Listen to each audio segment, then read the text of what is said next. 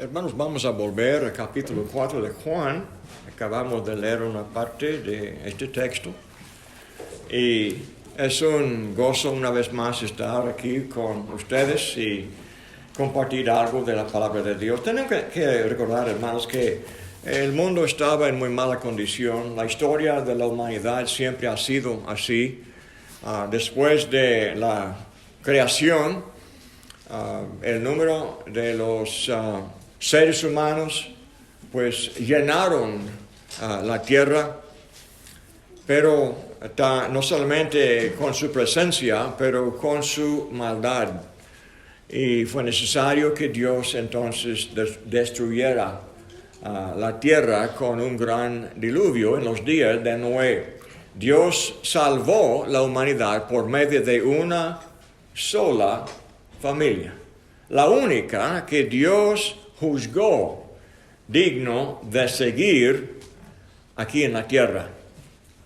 Así fue el juicio de Dios. Dios destruyó la tierra. ¿Cómo es que estos descendientes de Noé podían tener otro destino? ¿Cómo es posible? ¿Cómo sería posible? ¿Qué haría Dios diferente que no había hecho antes? Dios les gobernaba, no sabemos cómo, con detalle, pero claro, Dios reveló su voluntad a los primeros de la tierra, a los patriarcas y a sus hijos. Entonces, los hombres sabían cómo vivir, pero escogieron el camino muy mal. Pero Dios quiso salvar al hombre de este destino y ya había formado el plan de enviar a su Hijo Jesús para morir en la cruz. Pero el plan de Jesús fue bastante más amplio que la muerte en la cruz. Esto fue el centro del plan de Dios. Sin duda, todo depende de la sangre preciosa de Jesús que fue derramada en la cruz. Pero, ¿qué plan tendría Jehová? Cuando Jesús nació y anduvo aquí en la tierra, Él supo que el plan sería de hacer algo, de enseñar algo, de dejar algo aquí en la tierra para que haya una raza, un reino de los cielos, un reino de siervos de Dios. Pero el mundo estaba en muy mala condición. ¿Cómo es que Jesús iba a cambiar el mundo? Dios le envió a su Hijo y no le dio dinero, no le dio ejército, no le dio un grupo de hombres que pudieran ayudarle a salvar al mundo. Fue necesario que este Jesús, sin dinero, sin poder, sin influencia, con el poder de sus palabras, con el poder de sus enseñanzas y el poder que el Espíritu Santo mostró con las señales. Con Jesús entonces quiso cambiar las malas costumbres de los hombres. Mis hijos pasaron varios años educados en mi hogar por mi esposa. Y una parte de la educación de los niños era de enseñarles la historia del mundo. No sé cómo ustedes piensan de historia. Como niño yo pensaba que era el tema más aburrido que hay en la escuela. Historia, ¿verdad?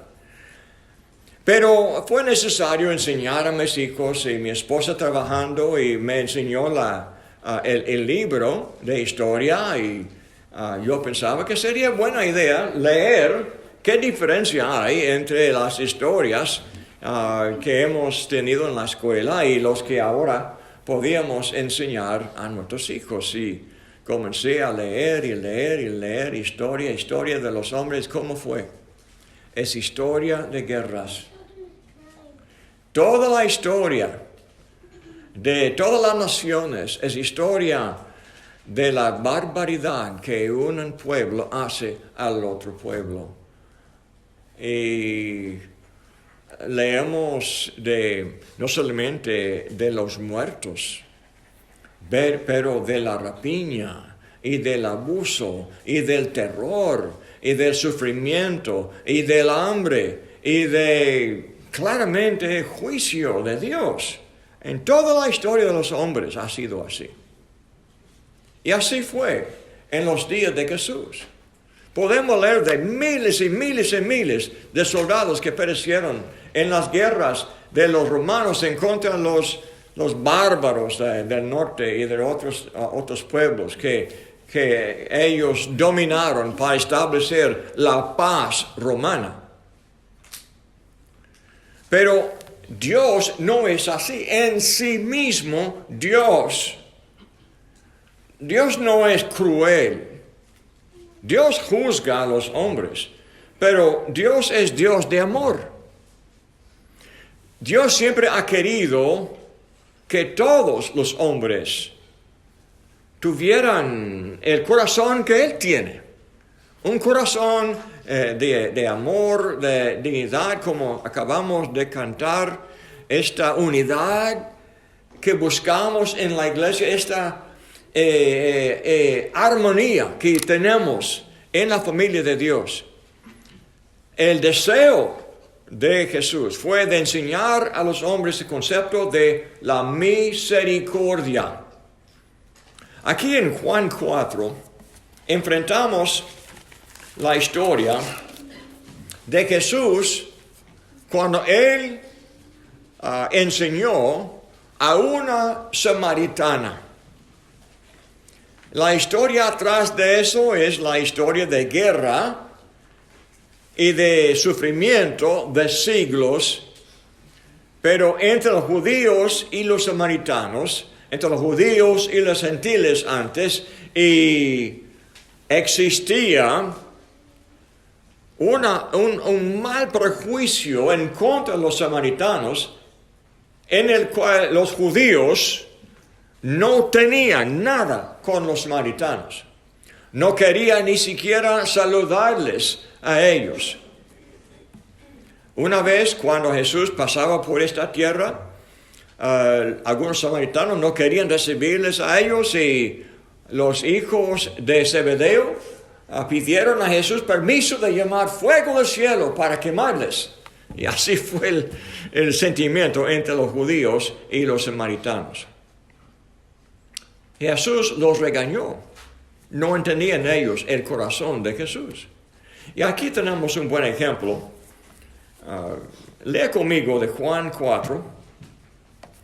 Cuando pues el Señor entendió que los fariseos habían oído decir, Jesús hace y bautiza más discípulos que Juan, aunque Jesús no bautizaba, sino sus discípulos, salió de Judea y se fue otra vez a Galilea. Y le era necesario pasar por Samaria. Vino pues a una ciudad de Samaria llamada Sicar, junto a la heredad de Jacob, que Jacob dio a su hijo José. Y estaba allí el pozo de Jacob. Entonces Jesús, cansado del camino, se sentó así junto al pozo. Era como la hora sexta. Vino una mujer de Samaria a sacar agua. Y Jesús le dijo, dame de beber. Pues sus discípulos habían ido a la ciudad a comprar de comer. La mujer samaritana le dijo, ¿cómo tú, siendo judío, me pides a mí de beber, que soy mujer samaritana? Porque los judíos y samaritanos no se tratan entre sí. Respondió Jesús y le dijo, si conocieras el don de Dios y quién es Él que te dice, dame de beber, tú le pedirías y Él te daría agua viva. La mujer le dijo, Señor, no tienes con qué sacarla y el pozo es hondo. ¿De dónde pues tienes el agua viva? ¿Acaso eres tú mayor que nuestro padre Jacob, que nos dio este pozo, del cual bebieron él y sus hijos y sus ganados? Respondió Jesús y le dijo, cualquiera que bebiere de esta agua, volverá a tener sed. Mas el que bebiere del agua que yo le daré, no tendrá sed jamás, sino que el agua que yo le daré será en él una fuente de agua que salte para vida eterna. El drama sigue, pero déjeme hacer una pausa para meditar en esta palabra que una vez más encontramos en capítulo 4. Vida eterna. Esto fue lo que Jesús buscaba para dar a la mujer, la vida eterna. Ya mencionó en capítulo 3, el versículo 16. Dice, porque de tal manera amó Dios al mundo que ha dado a su Hijo unigénito, para que todo aquel que en Él cree no se pierda, mas tenga vida eterna. Hemos enseñado por la mañana el concepto de que la plática entre Nicodemo y Jesús fue una continuación de la enseñanza de Jesús acerca del arrepentimiento, acerca de la nueva vida, acerca del mensaje, descendió del cielo y llegó a la tierra. Y cuando habló de creer en Él, estaba hablando de creer en esta misma enseñanza. Y entonces habla en el versículo 21, mas el que practica la verdad viene a la luz, para que sea manifiesto que sus obras son hechas en Dios. Entonces Jesús proclamaba esta luz. En capítulo 1:4, la vida estaba en el Padre. Y la vida llegó a ser la luz del mundo. Vida y luz. La luz sale de la vida. Esta mujer, al tener la vida, también tendría una fuente de luz y de vida para los demás. Entonces, leyendo el uso de la palabra creer, menciona en el versículo 36, el que cree en Él tiene vida eterna, pero el que rehúsa creer en el Hijo no verá la vida, sino que la ira de Dios está sobre él. Esto sale del contexto que ya leemos en el 34, porque el que Dios envió, las palabras de Dios habla, pues Dios no da el Espíritu por medida. Dios dio el Espíritu Santo a Jesús para hablar las palabras de Dios, no de los hombres, no de la carne, pero palabras del cielo. Ahora dice, el Padre ama al Hijo y todas las cosas ha entregado en su mano. Las cosas que Él entregó en la mano de Él eran los juicios y las palabras que podían traer la vida eterna a los hombres, para que tuvieran. ¿Qué significa tener la vida y qué significa creer en Él? Aquí tenemos un contraste entre el que cree en el Hijo y el que rehúsa creer en el Hijo. Y la palabra rehúsa creer, hermanos, es una sola palabra. La palabra que se traduce en otras versiones y en otros lugares, no obedecer. Entonces, cuando dice, rehúsa creer, quiere decir, o no creer significa no obedecer. Esto implica que creer significa obedecer.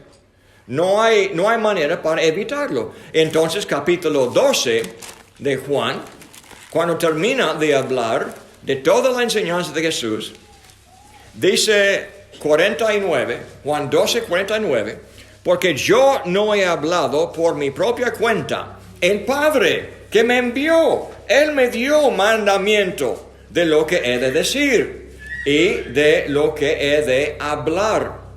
Y sé que su mandamiento es, ¿qué? Vida eterna. El mandamiento de Cristo es vida eterna. ¿Cómo podemos nosotros tener la vida eterna? Cuando obedecemos su mandamiento. Es el mismo decir, creer en Él. Significa lo mismo. Así pues, lo que yo hablo, lo hablo como el Padre me lo ha dicho. Hermanos, esto nos ayuda a entender el concepto de tener vida o tener vida eterna. Cuando vemos la palabra eterna, inmediatamente estamos pensando en el concepto de existir para siempre. Estamos perdiendo el punto. Porque no está hablando de existir para siempre, o de que Dios va a resucitar de la muerte solamente los justos, como dicen los testigos de Jehová, ¿verdad? Dicen que solamente los justos van a resucitar y los malos no. No es el punto aquí. Porque ya hemos leído en Juan 5, 28, que habrá resurrección de los buenos y los malos. Y habrá entonces vida, en ese otro sentido, para los justos y una resurrección de muerte. Imagínense. Otra vez, tenemos que pensar en el sentido de la metáfora, la figura. ¿Qué quiere decir vida y muerte? Adán y Eva, ¿se acuerdan? Cuando comieron el fruto prohibido, dice que en el día en que comieres, morirás. ¿Y qué pasó? ¿Se murieron físicamente? No. Últimamente sí, pero en aquel día no. ¿Por qué? Pero murieron en sentido de no tener la vida que Dios quería. Desobedecer a Dios es morir. Desobedecer a Dios, no andar conforme a la vida que Él manda, es morir. La única manera que hay vida en nosotros es cuando morimos con Él a las cosas que nos matan y comenzamos así, como dice Colosenses 3. Colosenses 3, el versículo 1. Si pues habéis resucitado con Cristo, buscad las cosas de arriba, donde está Cristo sentado a la diestra de Dios. ¿Ok? Resucitado con Cristo significa ¿qué? Resucitados con Cristo. ¿Cuándo? Cuando uno se bautiza, Romanos 6, 3 y 4, resucita con Cristo, muere con Cristo cuando se bautiza y cuando es bautizado, como Jesús fue resucitado, nosotros andamos en vida nueva. Entonces aquí dice, si habéis resucitado con Cristo, buscad las cosas de arriba. Jesús dijo que desde arriba vino esta enseñanza, esta nueva vida, la vida que hay en Dios. ¿Dónde está Cristo sentado a la diestra de Dios? El 2. Poned la mira en las cosas de arriba, no en las de la tierra. La tierra es carne, es carnal, es materialista. No poner la mira en las cosas que terminan, que Dios va a destruir. Dice, porque habéis muerto y vuestra vida está escondida con Cristo en Dios. Cuando Cristo es vuestra vida, Cristo es nuestra vida. ¿Ok? Se manifieste, entonces vosotros también seréis manifestados con Él en gloria. El 5. Haced morir, pues, lo terrenal en vosotros: fornicación, impureza, pasiones desordenadas, malos deseos, avaricia, que es la idolatría, cosas por las cuales la ira de Dios viene sobre los hombres, los hijos de desobediencia. Entonces, cuando habla hacer morir lo terrenal, está hablando de lo que Dios no puede aceptar.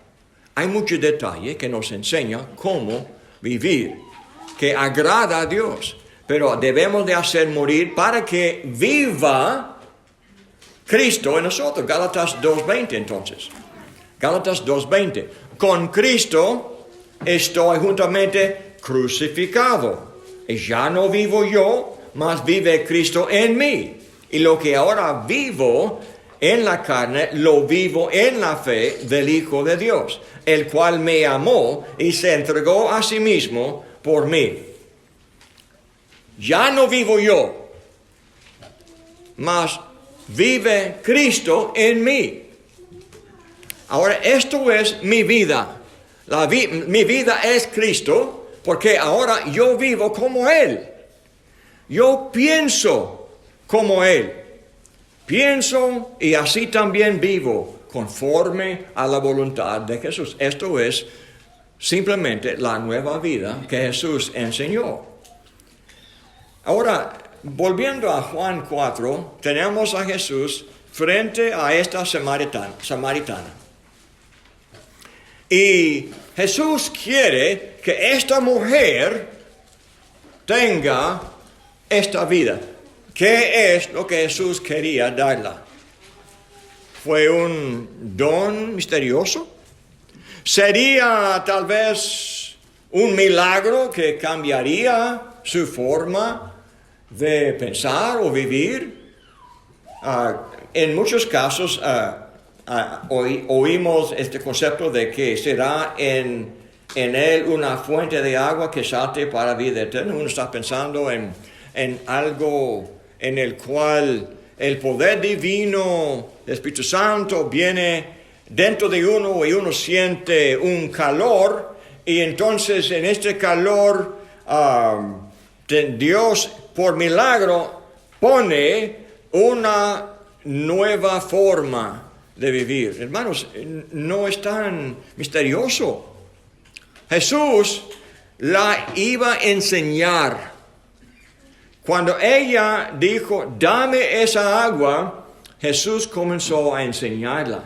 Pero vamos a meditar un poco más en este concepto de dice, tú le pedirías y Él te daría agua viva. Dice, cualquiera que bebiere de esta agua volverá a tener sed, mas el que bebiere del agua que yo le daré no tendrá sed jamás. Mateo 5. Al principio de la enseñanza de Jesús, en Mateo 5, en el Sermón del Monte, dice en el versículo 6, bienaventurados los que tienen hambre y sed de justicia, porque ellos serán saciados. ¿Y qué significa saciados? No volverán a tener sed. No volverán a tener hambre. ¿Cómo? Pues Jesús iba a llenar a los que tienen hambre y sed de justicia, iba a llenarnos de justicia. Jesús quiso llenar a esta mujer de justicia, pero era pecadora. Tenía una carga muy pesada, una vida pesada, de muchas maneras.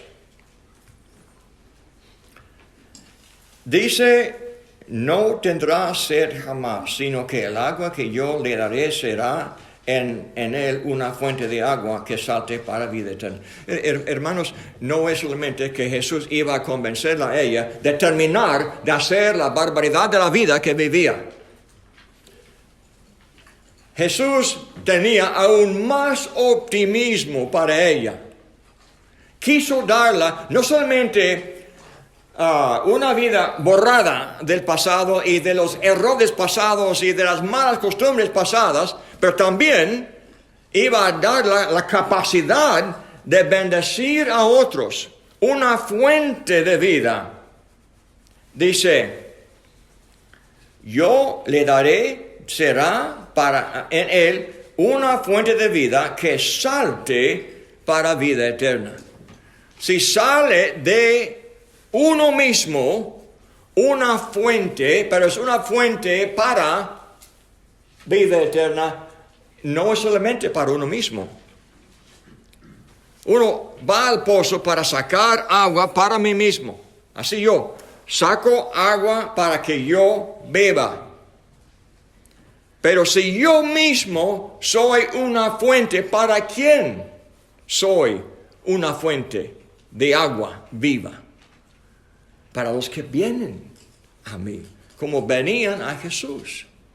Entonces, una vez más, enfrentamos el concepto vida eterna. ¿Cómo es? ¿Por qué dice vida eterna en un lugar y en otro lugar dice vida?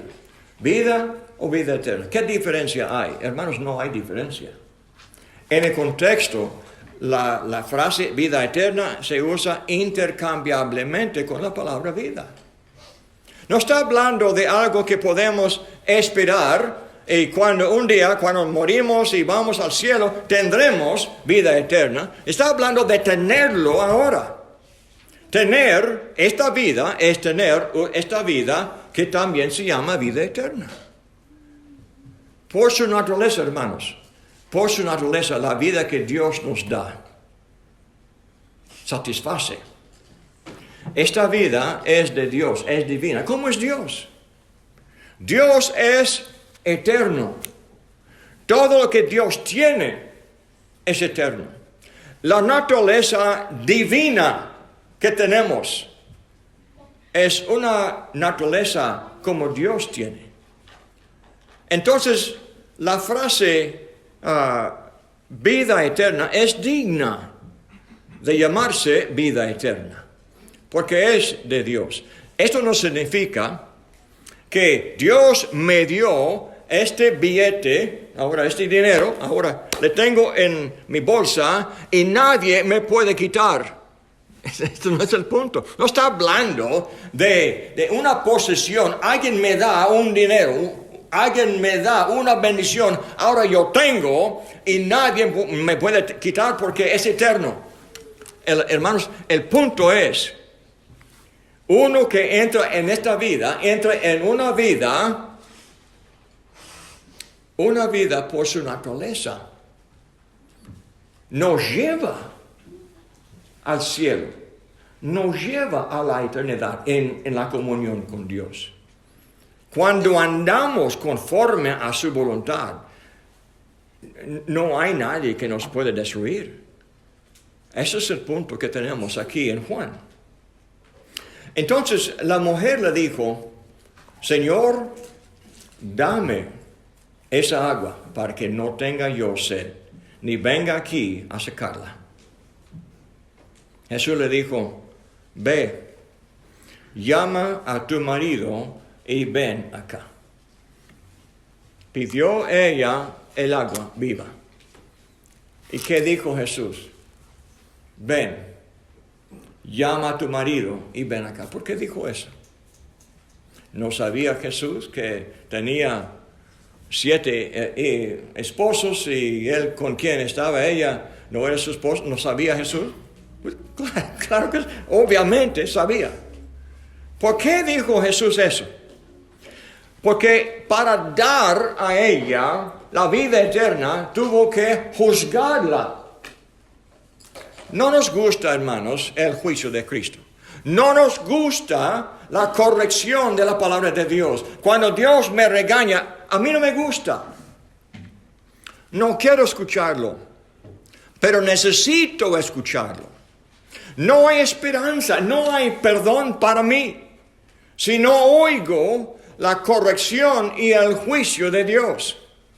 Esta mujer a quien Jesús amaba, esta mujer a quien Jesús quería dar la vida eterna para que fuera una fuente de vida,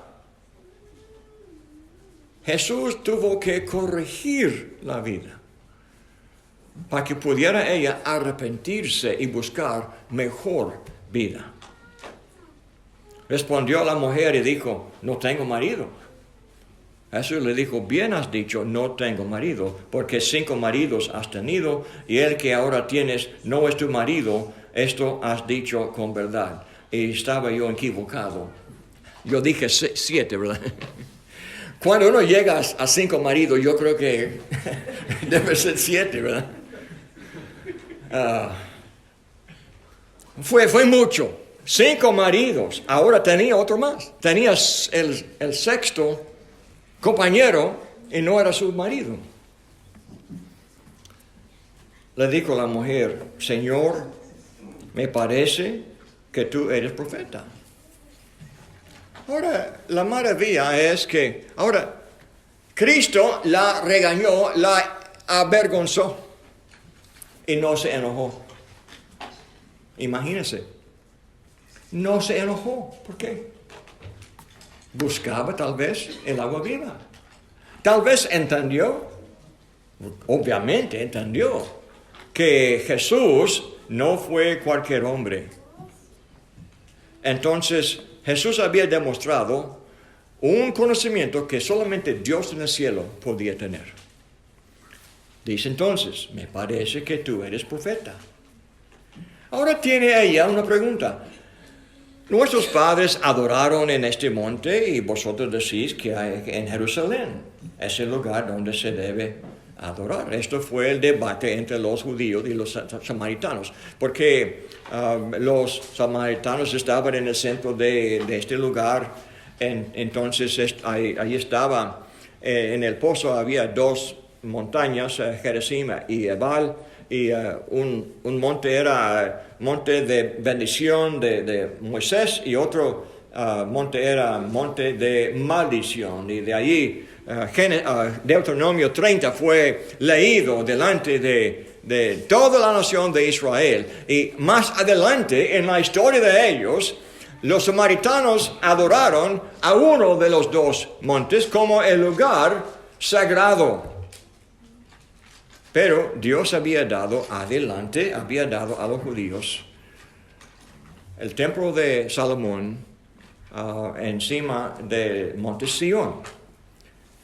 Y Jesús contesta, mujer, créeme, que la hora viene cuando ni en este monte ni en Jerusalén adoraréis al Padre. Vosotros adoráis lo que no sabéis. Ahora, Jesús claramente descubre el error de Samaria. Es cierto, Dios había dado a Israel el templo en Jerusalén. Dice entonces, nosotros adoramos lo que sabemos, porque la salvación viene de los judíos. Más, la palabra más ahora significa una palabra de contraste. Mas la hora viene y ahora es cuando los verdaderos adoradores adorarán al Padre en espíritu y en verdad, porque también el Padre tales adoradores busca que le adoren. Dios es espíritu y los que le adoran en espíritu y en verdad es necesario que adoren. Jesús muy abiertamente, muy simplemente, sin nada de debate, nada más declara la realidad y cómo será el futuro, porque Jesús es el Mesías. Jesús proclama algo nuevo, el nuevo pacto, el Nuevo Testamento. Le dijo a la mujer, sé que ha de venir el Mesías llamado el Cristo. Cuando Él venga, nos declarará todas las cosas. Jesús le dijo, yo soy el que habla contigo. tan simplemente. Jesús nunca dijo eso a nadie de los judíos. Pero abiertamente, francamente, humildemente, declaró a esta mujer quién era Él. Dice, en esto vinieron sus discípulos y se maravillaron de que hablaba con una mujer. Sin embargo, ninguno dijo, ¿qué preguntas o qué hablas con ella? Entonces la mujer dejó su cántaro y fue a la ciudad y dijo a los hombres, venid, ved a un hombre que me ha dicho todo cuanto he hecho. ¿No será este el Cristo? Entonces salieron de la ciudad y vinieron a él. Entre tanto los discípulos le rogaban diciendo, Rabí, come. Y él les dijo, yo tengo una comida que comer que vosotros no sabéis. Entonces los discípulos decían unos a otros, ¿le habrá traído a alguien de comer? Jesús le dijo, mi comida es que haga la voluntad del que me envió y que acabe su obra. ¿No decís vosotros, aún faltan 4 meses para que lleguen la siega? Y aquí os digo, alzad vuestros ojos, mirad los campos, porque ya están blancos para la siega. El que siega recibe salario y recoge fruto para vida eterna, para que el que siembra goce juntamente con él que siega. Porque en esto es verdadero el dicho, uno es el que siembra y otro el que siega. Yo os he enviado a segar lo que vosotros no labrasteis. Otros lo labraron y vosotros habéis entrado en sus labores. Y muchos de los samaritanos de aquella ciudad creyeron en él por la palabra de la mujer que daba testimonio, diciendo, me dijo todo lo que he hecho. Entonces vinieron los samaritanos a él y le rogaron que se quedase con ellos. Y se quedó allí 2 días y creyeron muchos más por la palabra de él.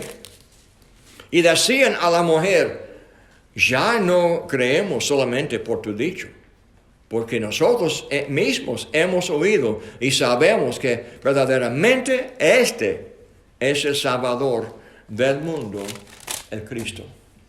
El punto es que esta samaritana, por escuchar a Jesús, por hacer caso de Jesús, llegó a ser una fuente de vida eterna. Jesús habla con los discípulos de la siega. Jesús vio este pueblo de los samaritanos que vinieron a él para escucharle. La cosecha para vida eterna. Hermanos, declaro a ustedes de que en este caso Jesús estaba cambiando las vidas de estas personas. Este grupo de samaritanos comenzaron a pensar de otro modo. Comenzaron a nacer de nuevo, como leemos en capítulo 3 al 5. Comenzaron de aceptar la misericordia de Dios. Y en vez de tener odio el uno al otro y tener conflicto con los judíos, están pensando como el Hijo de Dios pensaba. Hermanos, esto es cosecha. Esto es salvación. Esta es la vida que descendió del cielo. La vida que también se llama la vida eterna. Y es la vida que Jesús dio a ellos por medio de su enseñanza por 2 días. Podemos imaginar, en los 2 días podía él haber predicado el Sermón del Monte muy fácilmente. Con mucho detalle, con mucha edificación, mucha exhortación, mucho cambio, mucho juicio, mucha corrección y mucha esperanza y mucha salvación. Sí, Jesús, consecuencia de lo que hizo la mujer samaritana, llevó mucho fruto al cielo. Entonces, una vez más, vemos el valor de la enseñanza de Jesús. Se considera el mensaje del cielo que nos da vida eterna. Y este es el mensaje que los incrédulos de los judíos rechazaban, no se bautizaban, no se arrepentían, no aceptaban la nueva vida que Jesús enseñaba y estaban perdiendo